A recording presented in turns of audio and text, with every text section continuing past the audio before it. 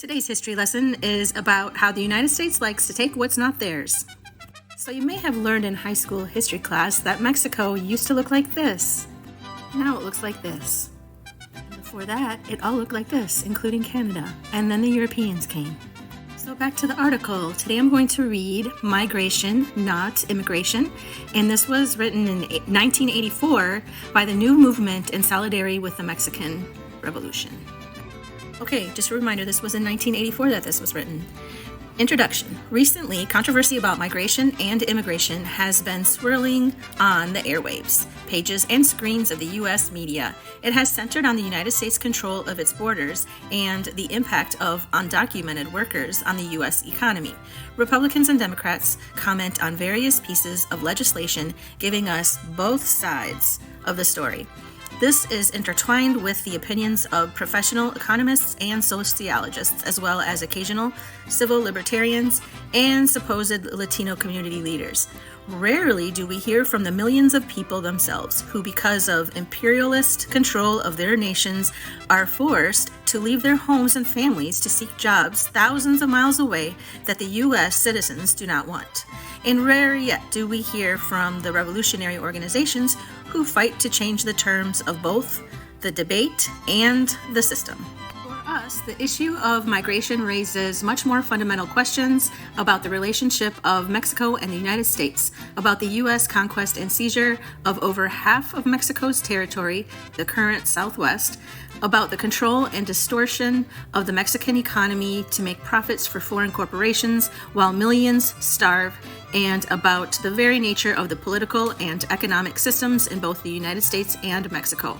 Language often subtly helps to shape how we think about an issue about the world. While the U.S. government considers the theft of northern Mexico completely legal and protected by U.S. law, they complain that Mexican workers illegally cross the border to steal our jobs.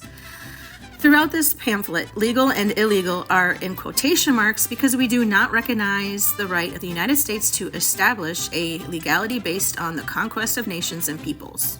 Immigration refers to the movement of a people across a border into another country, as, for example, from Central American nations to the U.S. However, Mexicans who cross the militarily imposed border into the United States do not cross into another country, but into their occupied homeland.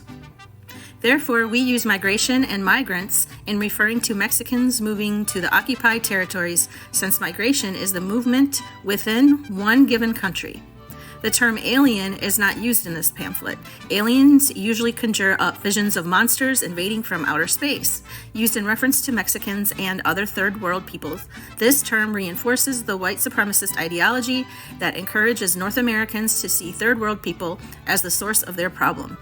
Whether we realize it or not, what happens in Mexico is critical to every person in this country. Of all the Latin American nations, it is Mexico where the U.S. has the most at stake. The 2,000-mile United States-Mexico border separates 70 million Mexicans in the south from another 15 to 20 million Mexicans inside the U.S. Rich in minerals and agricultural production, Mexico is the United States' third largest trading partner and number one supplier of foreign oil.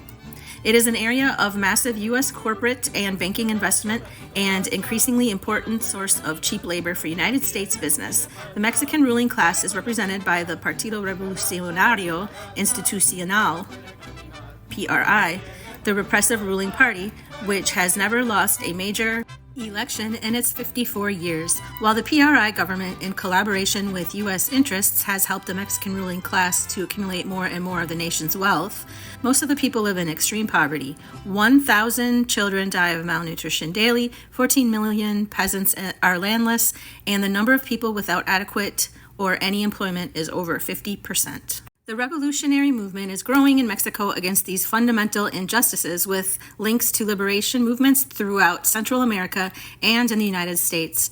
While the corrupt Mexican government maintains a progressive facade internationally through the Contadora process, for example, it brutally represses its own people. There are over 500 documented cases of kidnapped and disappeared political activists, while government-backed death squads and tortures are common. Although still at a relatively early stage, the revolutionary left in Mexico will inevitably grow as the economic crisis deepens and war intensifies in Central America. Already, the U.S. government is justifying its increased involvement in the wars in Central America, in part on its desire to limit the political impact and example these movements provide to Mexico. A revolutionary war in Mexico will be met not only by more repression from the Mexican government, but quite likely by massive, unrestrained intervention by the United States. The political impact of a revolutionary Mexican movement on the 15 to 20 million Mexicans within the U.S. borders, as well as all people fighting for change here.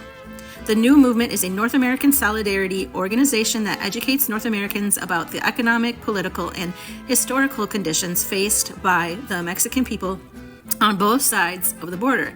We also organize North Americans to support Mexican organizations fighting to change these conditions. We work directly with the Movimiento de Liberación Nacional Mexicano, MLNM, or MLNM, a national organization of Mexicans within the United States, and through them with other revolutionary organizations south of the border in Mexico.